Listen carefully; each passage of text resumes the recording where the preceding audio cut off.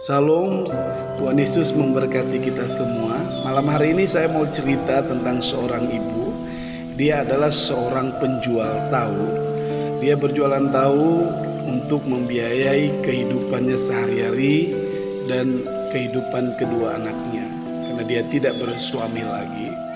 Dan ibu ini adalah orang yang suka berdoa, orang yang setia kepada Tuhan. Jadi sebelum dia jualan tahu, dia itu berdoa terlebih dahulu.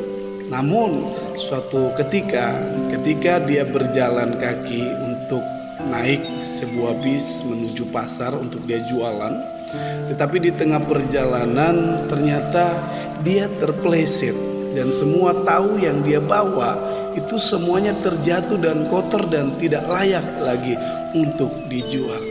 Ketika dia terjatuh, dia menangis. Bayangkan, dia berjualan untuk dapat uang, ternyata dia punya tahu jatuh.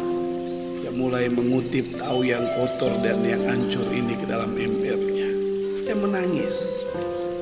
Dia pulang ke rumahnya dan dia mulai kecewa dengan Tuhan. Dia mulai marah dengan Tuhan. Dia berkata, "Kenapa terjadi? Aku setia, aku berdoa, tapi kenapa terjadi? Tuhan tidak kasihan kan?" Tapi suatu malam dia mulai merenungkan dan dia mendengar kabar bahwa bis yang biasa dia tumpangi itu ternyata terjatuh ke jurang. Dan semua orang yang ada di dalam bis itu semuanya mati. Ketika dia mendengar itu baru dia sadar, untung dia jatuh, terpeleset. Kalau dia tidak jatuh, dia naik bis itu, dia juga akan mati, jatuh ke jurang. Kira-kira Tuhan Yesus baik atau jahat?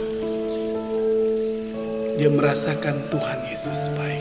Dia menyesal dengan marah-marahnya, dia menyesal dengan kekecewaannya, dan dia sadar bahwa rancangan Tuhan itu lebih baik dari apa yang dia pikirkan. Dan ternyata pada malam hari ada juga seorang pengusaha bebek. Dia mulai datang dan dia berkata dia beli tahu yang kotor, yang hancur itu dengan harga yang biasa dia jual tahu. Baru dia sadar lagi, ternyata rancangan Tuhan benar-benar lebih baik dari apa yang dia rancangkan, apa yang dia pikirkan. Dan dia menangis di bawah Tuhan Yesus baik. Jadi dari sebuah cerita ini saya mau katakan bahwa apa yang Tuhan sudah rancangkan dalam kehidupan kita itu lebih baik dari apa yang kita pikirkan, apa yang kita rancangkan untuk kita sendiri. Karena yang lebih mengerti tentang kita itu Tuhan Yesus. Saya mau pesan baik-baik.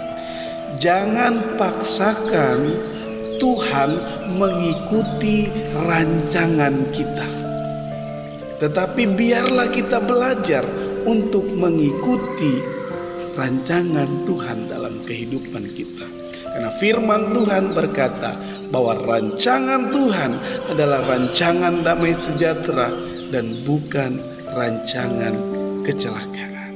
Terima kasih, Tuhan Yesus memberkati.